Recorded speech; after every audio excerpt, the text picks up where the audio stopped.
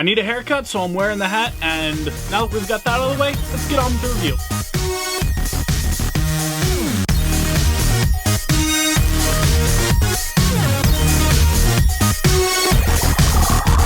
Hello, ladies and gentlemen, my name is Smiley, and today I'm very, very excited to be talking with you guys about the HBO original series brought to us by Damon Lindelof, Watchmen. Now, I was so goddamn excited when I first heard that this series was getting made. A series based on the graphic novel Watchmen, and then I learned that it wasn't really based on the graphic novel. I mean, it is. It follows the graphic novel, but it takes place afterwards, actually. This is a sequel to the graphic novel in a way. And when I heard that at first, I was actually a little bit worried about this show. Like, I didn't know how you could follow that up, but holy shit, they did an absolutely fucking spectacular job here. It is incredible, and I'm just gonna say it right now.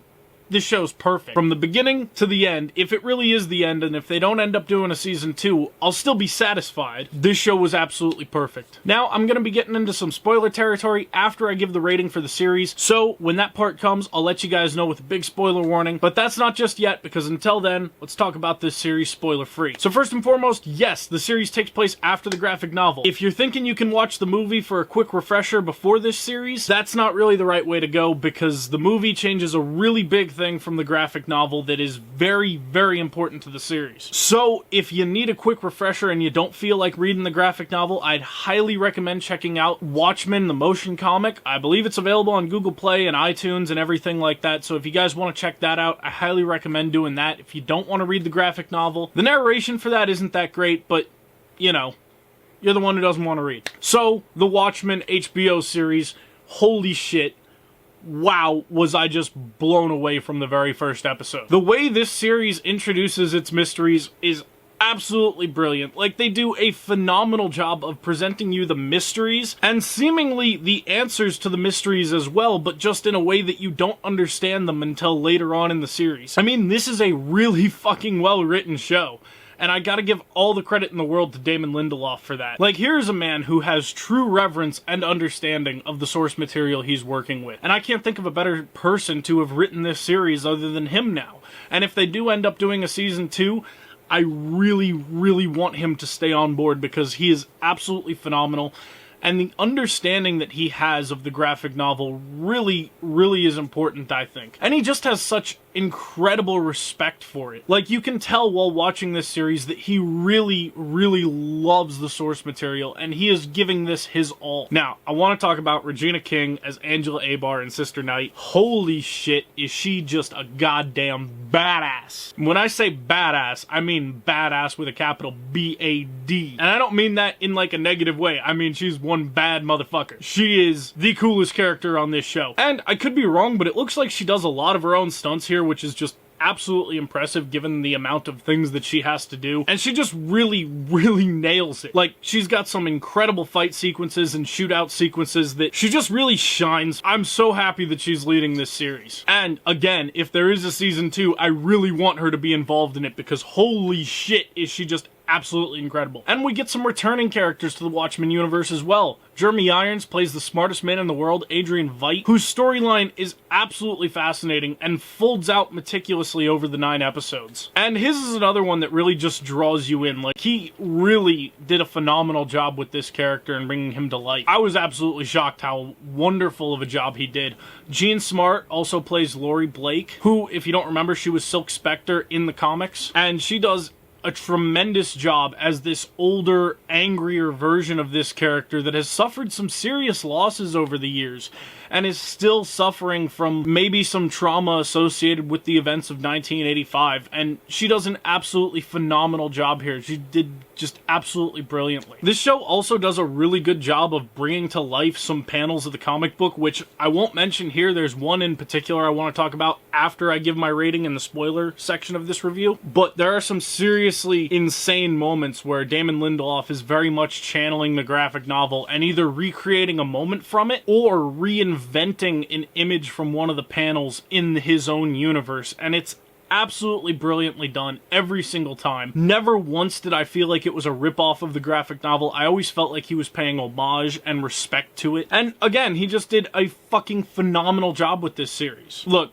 I'm gonna go ahead and give the rating because I really want to get into some spoiler territory here. So without further ado, I'm gonna go ahead and give Watchmen, the HBO series, a goddamn 10 out of fucking 10 because holy shit is it a masterpiece.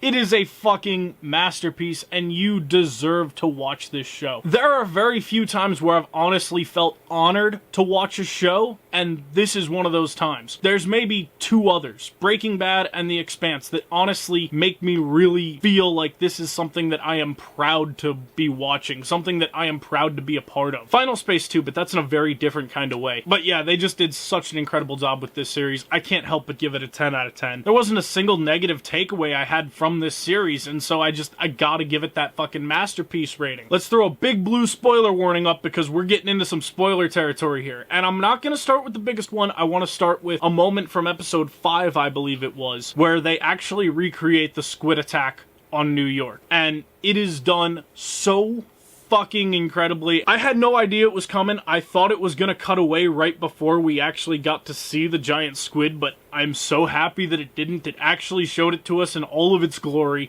So we actually get to see this moment presented to us in live action, and it is just done so incredibly faithfully. There was honestly a tear in my eye when this was happening. And the next thing I want to talk about is Angela Abar's husband, Cal, who is played by Yahya Abdul-Mateen II, and I hope I got that name correct. And the big secret here is he ends up playing Dr. Manhattan. He is Dr. Manhattan in human form, living here on Earth disguised as one of us. And holy shit, when he comes out as Dr. Manhattan in this series, it is just absolutely phenomenal. I never thought that something on screen could truly capture the power and wisdom of Dr. Manhattan, but Yahya Abdul-Mateen really does just a phenomenal job of doing this. I mean, he is absolutely perfect, and if he doesn't win some awards for this shit, someone's getting into some serious fucking trouble. And unfortunately, if there is a season 2, we won't be able to see any more of him, but holy shit did he give it his all in this first season, and I am so happy that they nailed this character so well. There's even a moment in episode 8 where he starts fucking popping people's heads with his Manhattan powers. It was so goddamn incredible seeing Dr. Manhattan back in Dr. Manhattan action. I actually shed a little bit of a tear. Like, I started crying tears of joy. I was just absolutely blown away by how well they pulled off showing a god on screen. It was absolutely incredible and truly the highlight of this series, just how well they did it. There's even a complex breakdown of how Dr. Manhattan perceives time in this series, and it is done expertly well. Like, it is both a breakdown of how Dr. Manhattan perceives time and pushing the story forward in such a brilliant way that I was really just left speechless after that episode 8, A God Walks into Abar. That's really all I wanted to talk about. I know that there's so much more.